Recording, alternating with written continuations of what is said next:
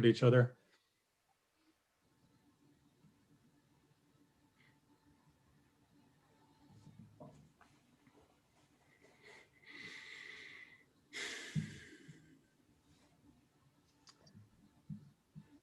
Welcome everyone as you're joining. As I just said there, to be another minute or so before we kick off. Relax and sip on that cup of coffee.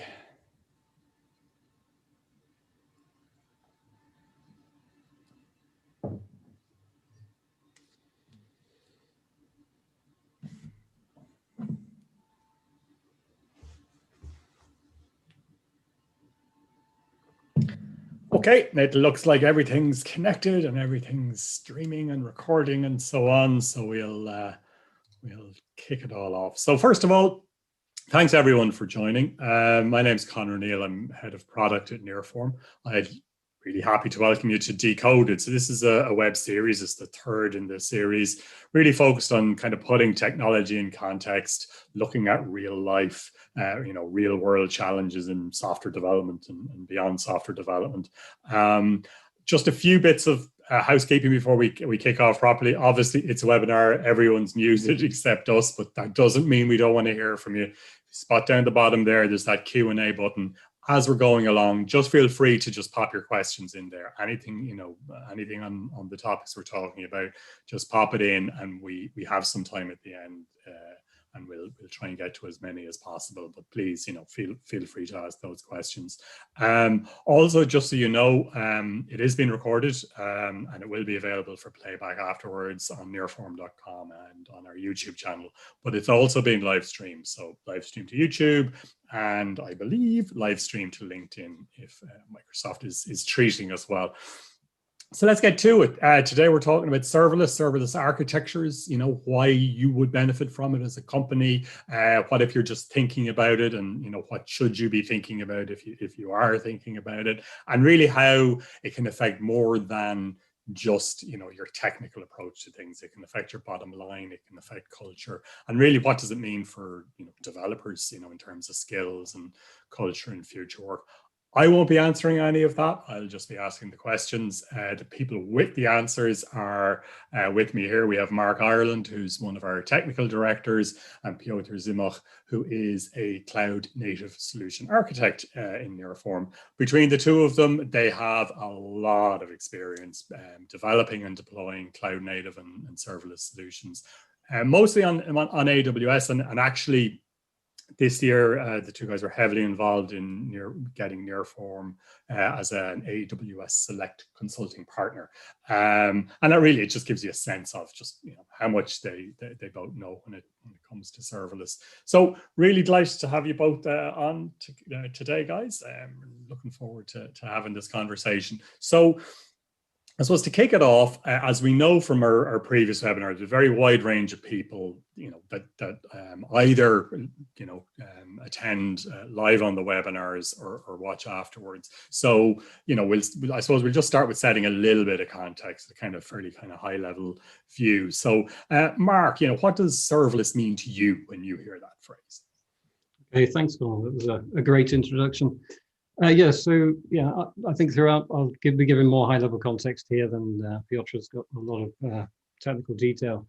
So the way I see serverless, it's another step beyond cloud native. We've used both those terms already. Cloud native is really about not hosting your own infrastructure. So just saying, okay, the cloud provider's going to host my infrastructure. But the serverless approach goes one beyond that, and it's basically saying those servers that you'd move to the cloud, they're now becoming transparent. Then you're not really concerned about them anymore. And this really comes from looking at the whole idea about hosting servers and saying, as a company, as a business, do we get any competitive advantage from hosting those servers ourselves? And for many companies, the answer is no. Not for all, but for many. And then you can look at that and say, well, okay, serverless then makes sense. So that's how I see it. Within that definition, that there are a whole host of technologies that you might call serverless. There are some that are entirely serverless, and others that are well along the spectrum to being considered serverless. Some good examples that we have, particularly on the AWS side there, people may have heard of Lambda, DynamoDB, API Gateway, those sorts of services are very much there. And the very familiar one for many people is Amazon AWS S3, which people will have used without even really thinking about it. So yeah, it's there, and that's how I see it. I think, Pyotr, do you have your view on serverless? Yeah, definitely. I have my own view as always. Yeah, I like you said, it's not serverless. It's not a binary thing, right? You cannot say that serverless is or not. Given service is serverless or it's not. So there are different shades of it. And from my perspective, I think I always try to consider serverless from 2 points of views. The first one is the infrastructural point of view. So if we can call a given service is serverless for us. To be able to call it serverless, I think there are a couple of principles. The first principle, the most typical one, is it has to be managed for us by the provider. Is it public cloud provider? That's fine. If it's any other provider, that's still fine, but it has to be managed. The second aspect, it has to be automatically highly available, highly reliable, and highly scalable for us as well. We don't have to care so much about it. The other aspect is that also we shouldn't be asked to think at all about the underlying hardware. We have to maybe sometimes specify some of the parameters that we want to have, like in Fargate, we have to specify sometimes some CPU units, or think about the memory. In Lambda as well, specify the memory, but that's all. And the second perspective is about the software. It's like from the software perspective. So the question is when we could call our solution design being serverless. We could even either consider that when we connect our business logic to serverless services. So as you said, DynamoDB, Cognitor, API Gateway, or we have to also think like when our code is, where our code is hosted. If it's hosted on Fargate, that's kind of already serverless, but you can go even more serverless and with Lambda, right? And then you have to be aware what are the limitations of that service, because this is totally different experience for the developer if you write the code in the Docker container in the server full way, and you have your functional service where you just define your small function, your small piece of code that have its own limits, right? And then what are those limits and how to overcome them, and essentially how to embrace the benefits of serverless. Okay, and like you both touched on a bunch of things there. I'm sure we're going to dig in much more into the detail as we go along, but I think that's a great setup for the rest of the conversation. And I suppose the reality is lots of people are still looking at serverless. They're wondering how, they're wondering when, they're possibly wondering why, hopefully not. But I suppose on that why, for companies who are thinking about it, what are the main reasons that they would pick to make this move to doing their next project as serverless? Mark, for you on that? Yeah, I can take that. So yeah, there are obviously lots of good reasons to move to serverless. One of the key ones for us that we found with our clients is fast deployment. So it might not come out as the first one you think of, but if you think about it, the infrastructure is already there. So, okay, yes, you do need to say what you're using and how you're going to use it, but it stands to reason that given serverless, and the advantage you have from the cloud there, you can actually get something to market much quicker. You can get started much quicker on producing a product, and you can, therefore, your developers will be active and producing useful code much sooner. So that's a great advantage of serverless. Another one, I think the one that probably most people is often touted as a good example is scalability and the way how easy it is. And it's sort of inherent in the fact that somebody's already built that in for you. You don't need to go and make sure that everything scales for in your infrastructure. All serverless services are designed to scale, and they do it, say inherently. And so that's a great advantage. And then say, why would you move right now? Well, it's a long-term technology, this one. Right. It has been around a number of years now. People are talking about it. People have got beyond asking why it's got the name it's got. And now it's it's no flash in the pan. It's not going to go away. And we see it as really as something that's going to grow, and it's just going to become normal. I think right now, if you haven't already started using serverless, then now is the time to start building up that capability. So There's no reason to wait, really. Okay.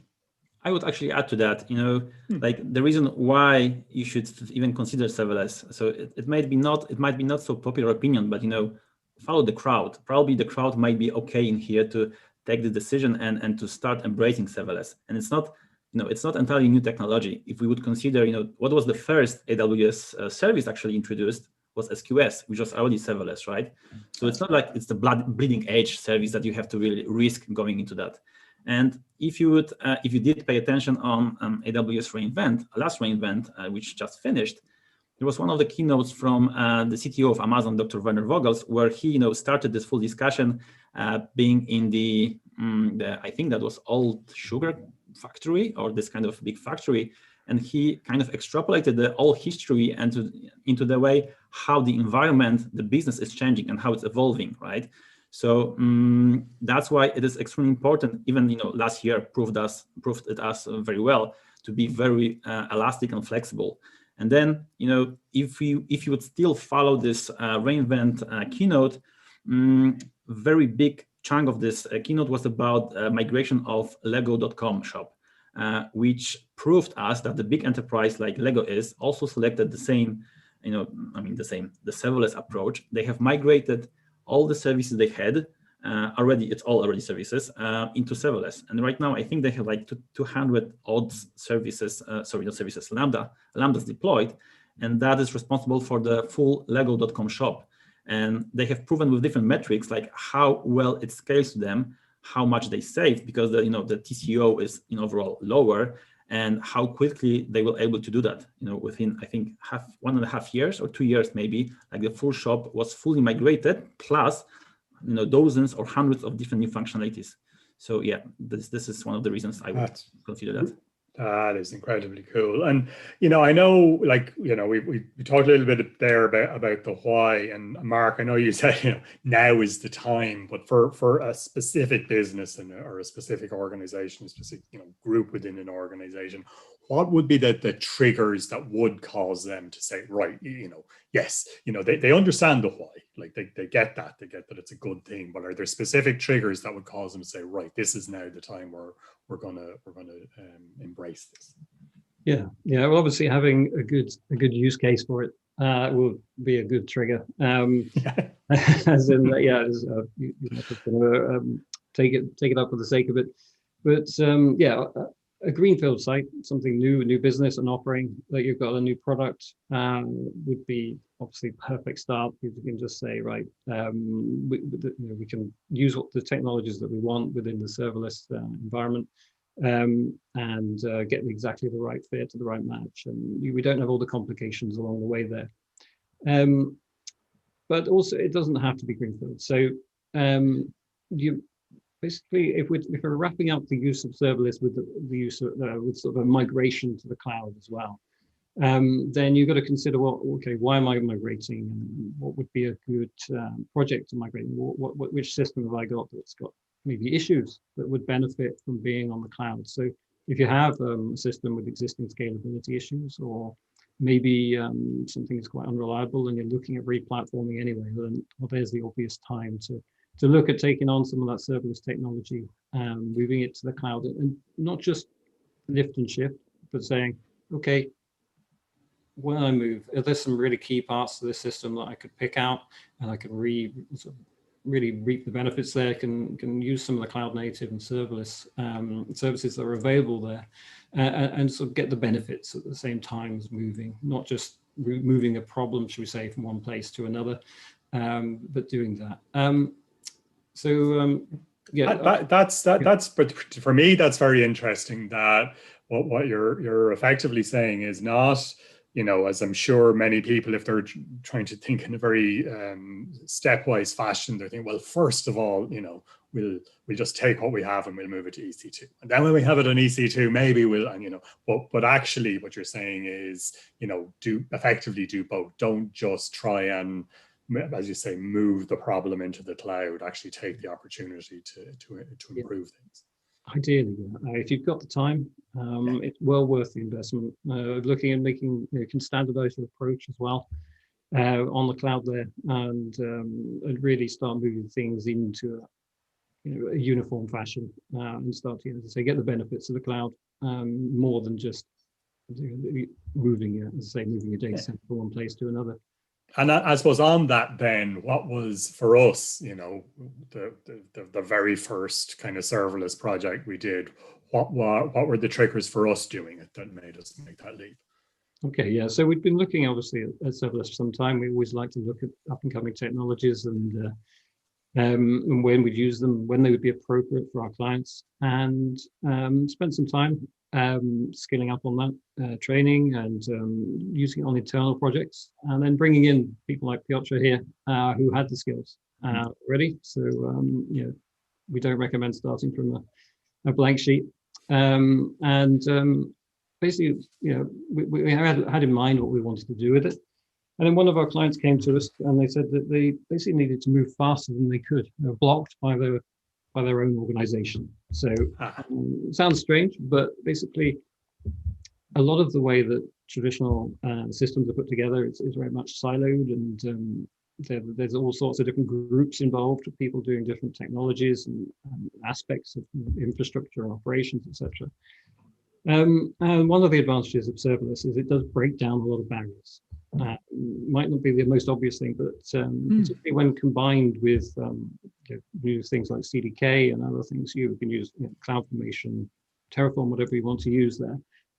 You're able to build that infrastructure and move that all that infrastructure creation sort of outside of traditional groups and put more power in the hands of people who are creating the value there, the developers who are actually able to basically play a bigger part in the creation of systems. So by that way, we're able to move faster. And it's not bypassing all of the essential things like security, etc., but it's doing things in a much more streamlined and efficient manner as well. And so that was a great use case. And we were really able to help them with that. And it was a really good win. And another client, similar sort of time frame, had a data processing problem, opportunity, and basically had a lot of background data processing to do, and it turned out it mapped out really well to a Lambda approach, a DynamoDB, and it really chunked up nicely and able to really get an efficient throughput, but also able to cope with spiky loads, because at some points it was doing nothing. Right. There was no load. Other points, there's a whole load of stuff being uploaded and needed processing. There's a really, really good use case there. And since then, we've taken that, all those experiences, and we've applied them as it comes up on projects that seem really appropriate. A great fit we've found is with mobile. So we do quite a lot of mobile app development, working in the digital space. And yeah, the sort of the varying usage pattern of mobile apps and the spiky loads that you get has made it a great fit. So yeah, we're really pleased with how that's gone. I thought that first one reminded me of that. I don't know if it's apocryphal story about the organization that was all based around on-prem kind of containerization and virtualization, and it would take 6 months to get a VM deployed. So I think we know the pain that a lot of our customers have. And Pyotr, so Mark mentioned it there. So you discovered serverless before you came to Nearform. What was your journey there, and how did you get there? Well, that's actually, I would say, a funny story, because it's not like I was a wizard that knew I have to go with serverless, right? It was like there came a customer to us, to my previous company, and there was a specific request: create for us the Alexa skill, and Amazon Alexa. If you know this voice assistant, it is quite simple for the developers to create a skill, but then it puts some kind of requirement on you that you have to, or you should at least, try to use lambdas as your backend, right? So that actually was a quite strange thing for us, as we were told that Alexa has to respond to the end user in a very quick small period of time, right? Because this is a latency sensitive device. And then how serverless, can come in here and help, as there was, all those famous problems with the cold start, etc. But essentially, when we started to use lambdas, when we combined that with DynamoDB, it all basically tied up together so well that the skill really responded for every question. It was capable of responding within, let's say less than 50 milliseconds, right? Nice. No matter where he was. So where you were. So that's why it's proven to us that this is some technology that is worth exploring. And then we slowly started to incorporate serverless into other projects, and essentially that meant to us a lot. And actually, one interesting point is that if you are wondering what enterprises, what companies already engage with serverless, that's a nice way to go there. Just go to Alexa skill shop and just look for the brands. If you will see there's a brand, that means this brand is actually using serverless, because I wouldn't say there is some option to host your own backend, but the preferred way by Amazon, by everyone, is to use the Lambda backend, right? So yeah, there it is. You will see that there is like hundreds, thousands of companies that are already using Amazon Lambdas. And that's interesting for me as well. And I know we'll be talking about some of the other projects we're involved in a little bit. But you mentioned Lego there earlier on, and now other companies. So they're not necessarily what you would consider technology companies, but they are making use of this what some people still think is kind of bleeding edge technology. And and on that, actually, I think there is still within a certain percentage of people a view that serverless it's only for small apps, it's only for proofs of concept, it's only when you need like 2 or 3 functions. It's obvious that that's not true anymore. But what would you say to those people, Pyotr? Well, so I would say, yes, they are right. It is extremely good for POC, right? Fair enough, yeah. It's fair point, right? You can really create your application within a matter of a day, and you will have something functional and will be already exposed to the internet, exposed to your end users, and will be automatically scalable, reliable, secure, etc. Right? So that's a great start. But it does not mean if it's great for POC, it's not great for other things, right? And so, okay, if it's great for POC, probably that means it is also great for startups, right? Because in startup, all the everything is about experimenting, right? To deliver new features fast, and to see how the customers will react on that. So yeah, again, serverless, great fit into this example. But from my personal experience, again, I had the chance to work for a customer which is totally not technological company, and they wanted to deliver some business functionality to the end users. So we have decided to go with a serverless approach. We have in overall created dozens of Lambdas. I would say it's like 100 or 100, maybe 50 of Lambdas there. And this full roadmap to implement took us about half a year.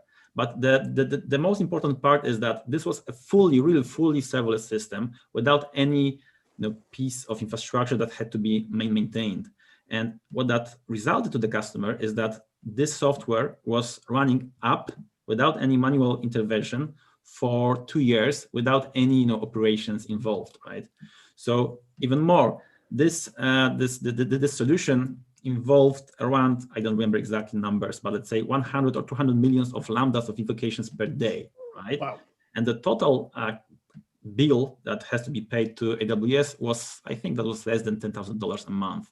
So if you would consider how much you would spend to hire, let's say DevOps guy or any operations specialist, you would pay maybe twice more just for having someone to maintain your system, right? Of course, there is a trade-off. You pay more to Amazon because they are handling this heavy lifting for you. But if you will again consider the TCO, this is definitely much lower.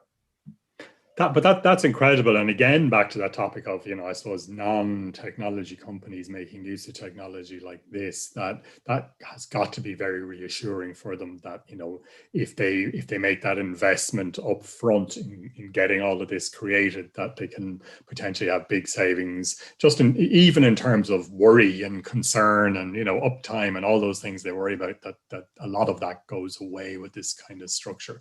And Mark, do you have any example there, from ones you've worked on where, it's clearly not POC level?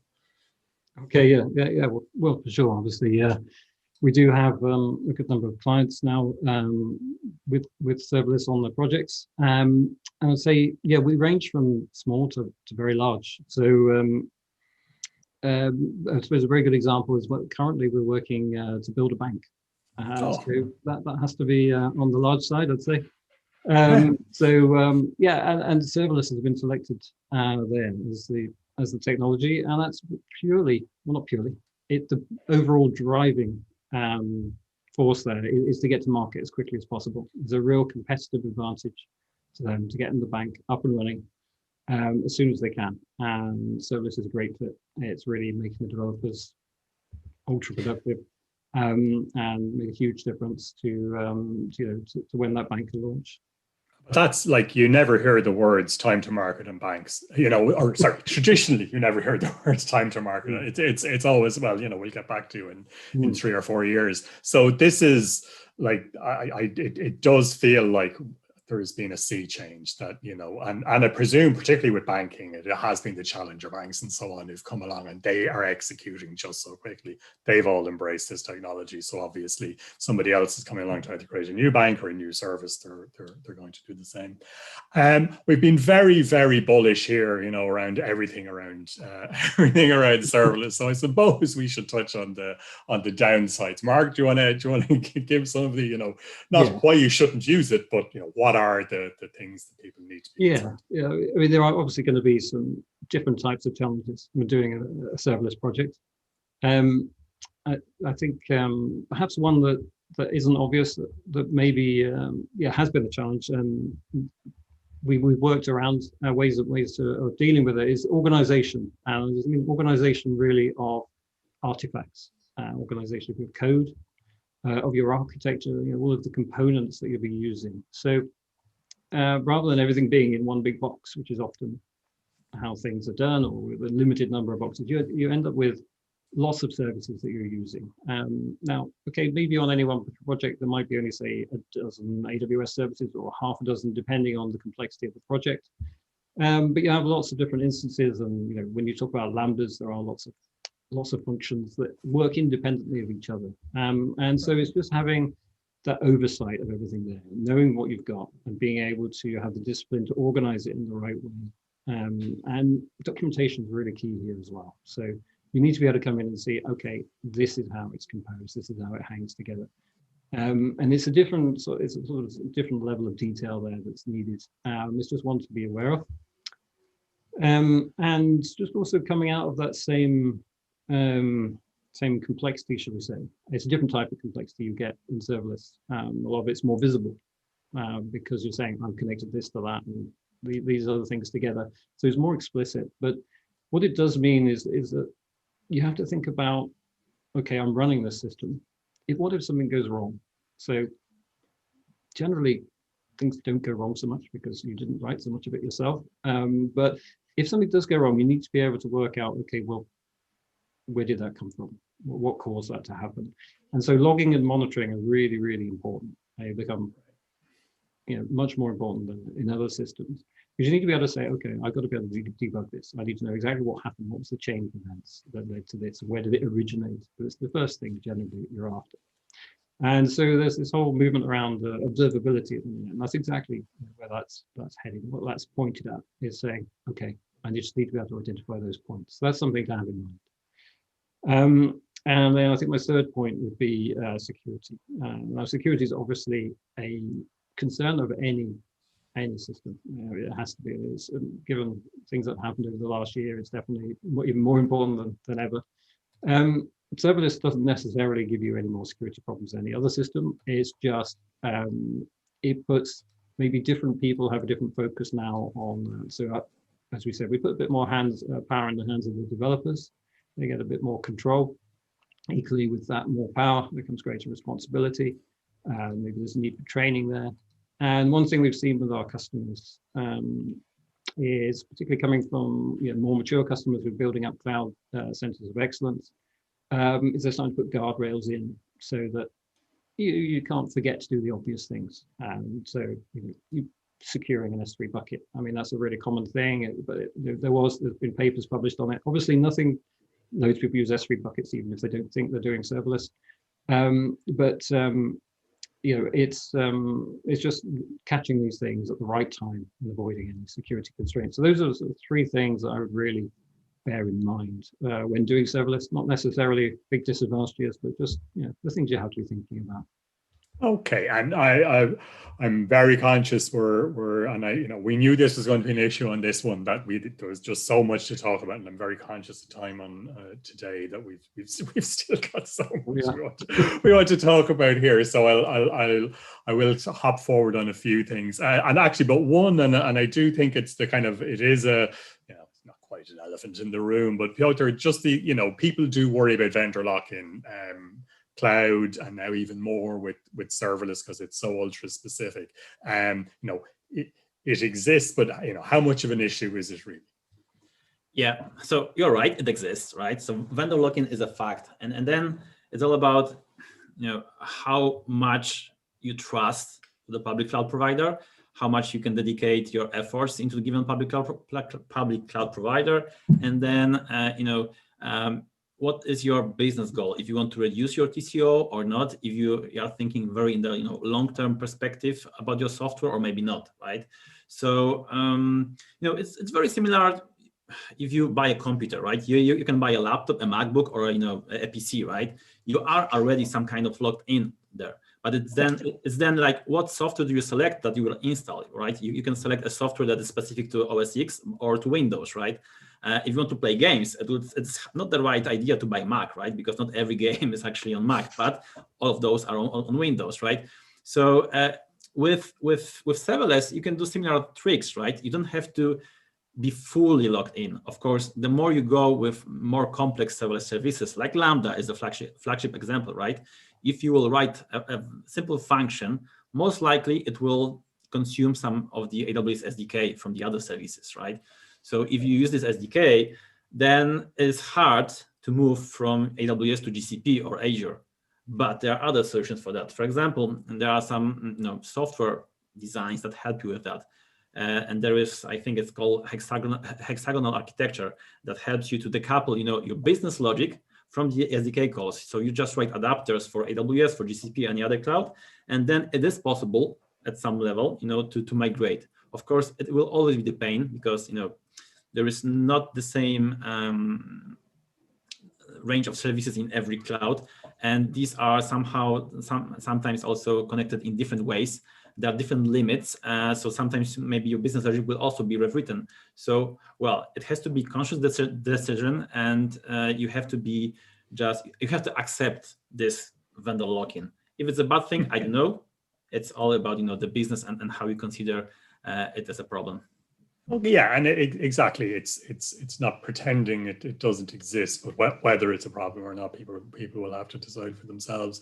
I suppose when a lot of people think Nearform, particularly in the past 9 months or so, they think COVID apps, and all of the COVID apps we've built to date have some serverless on the back end, but it's not all serverless. As and I think we've talked about that already. That there's a spectrum there. You can have some serverless and some not serverless, and so on. But the other thing we mentioned, and the other thing we talked about, or you guys mentioned a couple of times there, is scalability. And for people who aren't, I suppose, familiar with some of these things, can you give us a sense of the type of scale we've been involved in terms of volume, API calls, requests, and so on, for apps that have some service aspects to them? Pyotr, maybe to you there. I could start actually. So as an example, so you asked about the COVID apps, right? So yeah, we did create the COVID app. I think that was April or May initially, right? Yeah, we launched it. We launched just at the start of July. Yeah, but so we started to work on that somewhere there, and then the infrastructure as as the solution, and plus the code needed for that, I think was created within 2 or 3 weeks. And this infrastructure, it's open source, right? So everyone can go to a COVID Green and to see what's there, and you will see that there is, API gateway, there are Lambdas, there are many other, serverless services that helps us to really, to deliver that within such short time, because normally, if we would consider, set up a Kubernetes cluster, right, for example, and then to set up all the, security compliance around it, then how to expose that to the internet, it will definitely take much more time. It will be much more complex for developers and for DevOps people. than it was with the set of tools that we have selected. So also for you to understand the scale, we have millions of users, right, in the COVID apps in all the countries. And all those users are using the application every day. So that translates to millions of requests per day to the services that we have. And I'm pretty sure the bills are not in millions. No, they're not. It's really, really cost effective. So as I said, I encourage you go to the COVID Green. You will see the infrastructure there. I'm not sure if it's totally up to date, but probably it is. And you will see how much we could do with such small number of services that we have used. That's a really that's a great thing to say. I hadn't even thought, actually, if people do want to go look and literally go look and see a use case or an implementation that is at that scale, you go to COVID Green and look at the GitHub repos are there. So I suppose we'll go to our last topic, which is, we know that Amazon offers just this insane number of building blocks that are available to you to build any types of application you want. Earlier, over the weekend I was playing with the Amazon IoT stuff, ridiculously easy to use. But they leave the assembly and the architecture of them into Coherent Solution to you the customers. Which means you're going to hit challenges. If it's the very first time you've done it, you're going to hit challenges. What were the top ones that ye hit? And what was your solution, I suppose, to those challenges when you came to do the second project, if I can kind of lump two questions in there together for you? Yeah, so I think it's always the same problem when you start a new project, if you try to follow some kind of principles, right? And this first problem is quite often, aside the solution design, is how you will set up your pipeline, your delivery pipeline, your continuous integration. And then, AWS also provides to us different services for that, and those services are also serverless. So it's not like you have to spin up Jenkins that will run on top of EC2 instance. You can use the code pipeline, code build, code deploy services that you will pay as you go only for that. I would say even in most of the cases it's covered by the free tiers, so you will pay nothing for the deployment of quite simple services. And then so this step is quite repeatable, but still, if you start new project, developers tend to, recreate it from the scratch, create it again. So that was one of the problems. And actually, what we did in Nearform is that we tried to somehow, speed up this process, right? So it also happened that at the same time, I think that was 2 years ago, AWS announced AWS CDK. So that's the imperative way how you can create your infrastructure.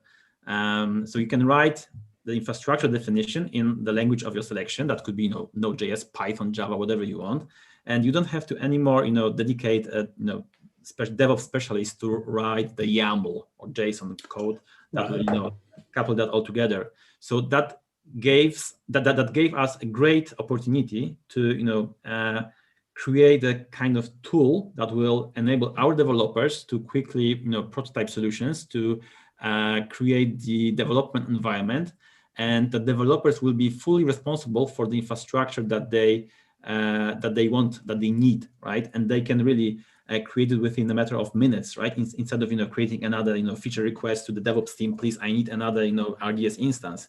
I just need another DynamoDB table. I just created with 1 or 2 lines, and there I have it, right? Obviously, 2 lines might be oversimplification, but yeah, it's more or less this kind of complexity, right?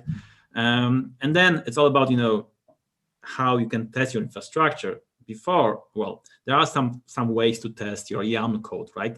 Which is not so maybe good. But if you know that we now can write our code, our infrastructure in higher level language, programming language, then you can write unit tests, you can write integration tests, you can couple that all into a single tool. And then if you will think about this tool as a thin kind of tool that will just help you to start your application, to orchestrate your developer experience, then it might be very beneficial because again, you can save weeks or months of initial efforts just by running, like we have in our Mira accelerator, right? We have our Mira, right? We had as a part of our accelerators effort, and with 1 or 2 commands, you can spin up the development environment. You can spin up, create the pipelines for production, QA, whatever number of environments you will define, and that's kind of no-brainer. Okay, and so this mirror accelerator, it feels like, and I think it's interesting. You know, we've had three. This is our third in the Decoded series. We've mentioned an accelerator in each one. We had Polarity, at Titus, and now we have mirror. But it's the same.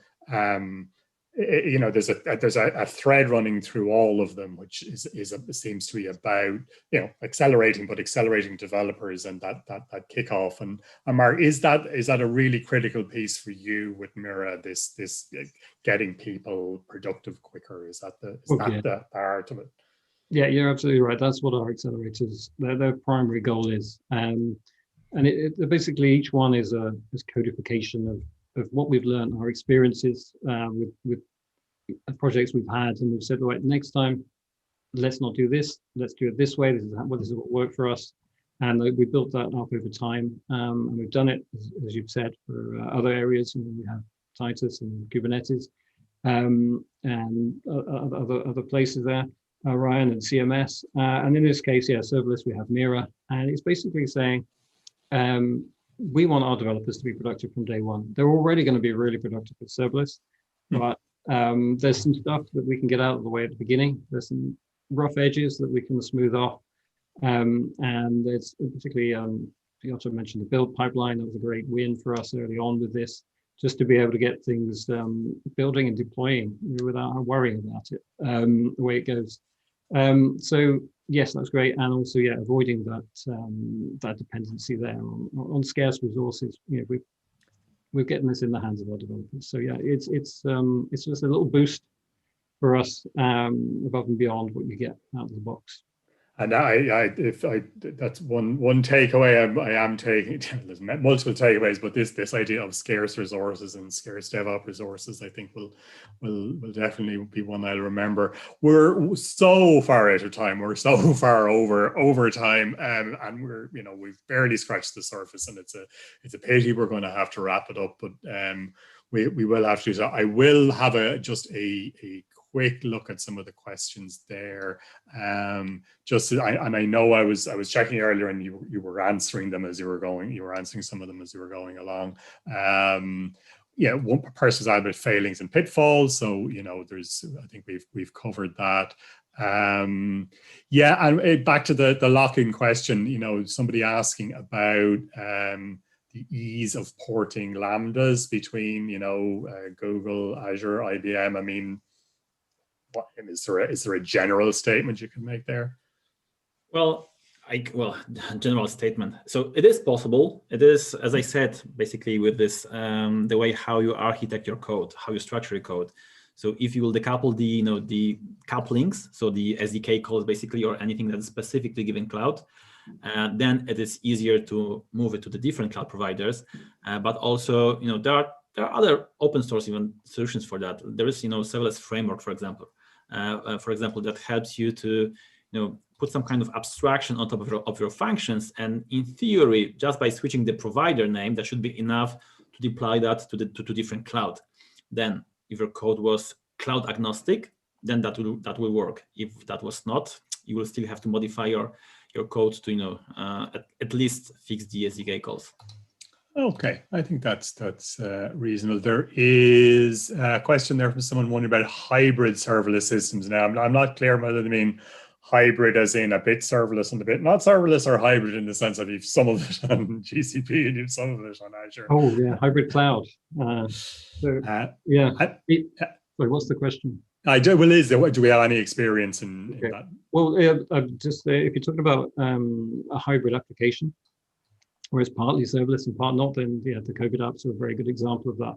And we see it as a good pattern at the moment, particularly when there are sort of competing approaches, shall we say, or complementary approaches that you can use, where maybe your main skill you have in the company is with container-based development, traditional languages, and serverless doesn't fit great to start with, and you're going to have to build that capability up. Then a hybrid approach is very sensible, and if there's certain aspects of a system, a larger system, that would fit well, let's say with on a container scheduling system such as Kubernetes, and you want to just have that there, and it's going to run and it's going to be good, and you can build it up as you go. And there's other parts that might be really spiky with load, or there might be you need to glue together some other services, some integrations, for example, is a great use case for serverless. Then you can bring those two things in and use them. They complement each other, and yeah, it's a great way to go. Excellent. Well, we are right up against it now in time. So just as I suppose the very last thing, Mark, if you were to give a top tip for people, wanting to start with serverless, what would it be? Okay, well, I think my top tip would be to do what we did. So let's start with training. Really, don't just jump in. Obviously, by all means, get in and play. There's loads and loads of materials out there you can play. It's very simple to get started with AWS or any cloud provider. You can just follow along and do it. But really, you need to understand a bit more about what you're doing. But start small. Start with a small set of services. You don't have to boil the ocean. And hone in on those. Get good with them. But also then bring in the expertise, whether that's recruiting people, whether that's bringing in experts who can help really just get you off to an accelerated start. But also, so you can start in the right way as well as starting faster.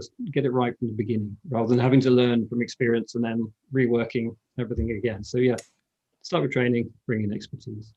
Brilliant. And Pyotr, what are your top tips for everybody there?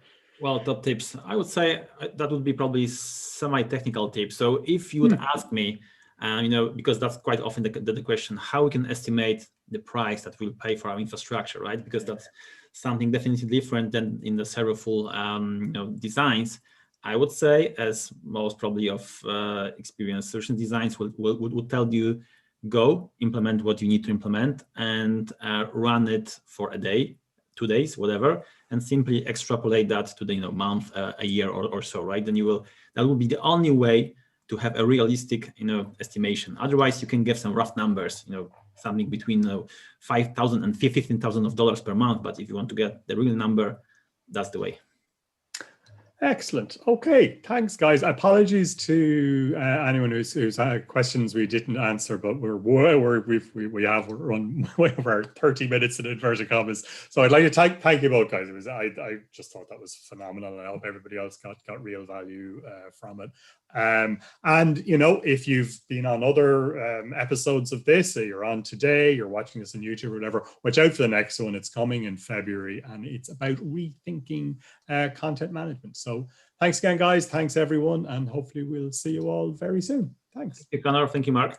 Thank you.